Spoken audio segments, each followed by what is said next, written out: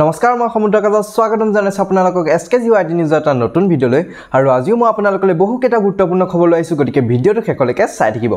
প্ৰথম খবৰটো হৈছে ৰিয়ান পৰাগৰ বিষয়ে। সো ৰিসেন্টলি ৰিয়ান পৰাগক লৈ এটা খবৰ যথেষ্ট ওলাই আছে যে তেওঁ হয়তো ইণ্ডিয়া টিমত চান্স পাব পাৰে আৰু যোনটো আহিবলগীয়া জিম্বাবৱে সিৰিজ তাত হয়তো তেওঁ ইণ্ডিয়া টিমত সিলেক্ট হ'ব পাৰে। ইয়াকে লৈ ৰিসেন্টলি ৰিয়ান পৰাগক প্ৰশ্ন সোধা হৈছিল সংবাদ মাধ্যমৰ তৰফৰ পৰা, কিন্তু তাৰে এটা ক্লিপক লৈ বৰ্তমান সময়ত সমালোচনা কৰা হৈছে যে ৰিয়ান পৰাগক সোধা হৈছিল যে বৰ্তমান সময়ত যেহেতু T20 ৱৰ্ল্ড কাপ চলি আছে আপুনি ইণ্ডিয়া টিমৰ খেল চাইছে নাই। ৰিয়ান পৰাগে তাৰ ওপৰত দিয়া এনসাৰটোৰ ওপৰত বৰ্তমান সময়ত কিছু বিতৰ্কৰ সৃষ্টি হৈছে। প্ৰথমতে তেওঁ কি ক'লে মই আপোনালোকক দেখুৱাই লৈছো। পৰাগে এবাৰ ৱৰ্ল্ড কাপ নচোৱাৰ কাৰণটো কি? ৱৰ্ল্ড কাপ চালে কি হয়, ইণ্ডিয়া এতিয়া ময়ো মানে কি হৈছে এতিয়া সেই ফ্ৰেম অফ সেইখিনি মানে স্কিম অফ থিংছত আহি গৈছোঁ ন। এতিয়া ইণ্ডিয়াৰ খেলা যেতিয়া মই চাওঁ মোৰ লাগে যে মই কিবা এটা ভুল কৰিছোঁ বা মই কিবাখিনি কৰা নাই, ৰান কৰা নাই হওক, পাৰফৰ্মেঞ্চ কৰা নাই হওক, বা I am not trained hard enough, বা কিবা এটা মই লেক কৰি আছোঁ সেইকাৰণে মই ইণ্ডিয়া টিমত নাই।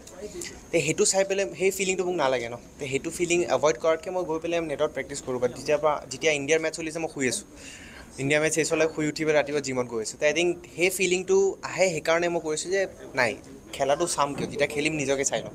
তে সেনেকুৱা এটা মাইণ্ডছেট লৈ গৈ আছোঁ। বেয়া হওক ভাল হওক এইটো মোৰ বেলেগে কি কয় একদমেই মোৰ মতলব নাই। গতিকে দেখিলে আৰু ইয়াকে লৈ বহুতে ৰিয়ান পৰাগক সমালোচনা কৰিছে আৰু কৈছে যে ৰিয়ানৰ অহংকাৰ বেছি হৈছে, ইমান সৰুতে ইমান অহংকাৰ হোৱাটো ভাল নহয়।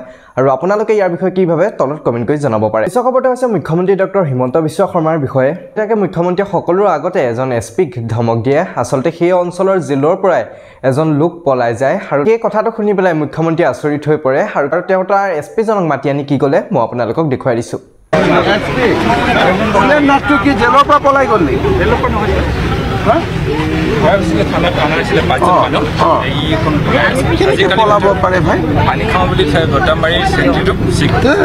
এনেকে আৰু আপুনি কি কথা কয়? যদি এটা এনেকে আলফা তালফা হ'লেও বেলেগ কথা, এনেই মানুহ এটা জেলৰ পৰা ধৰি আনোতে পলাই গ'ল নে?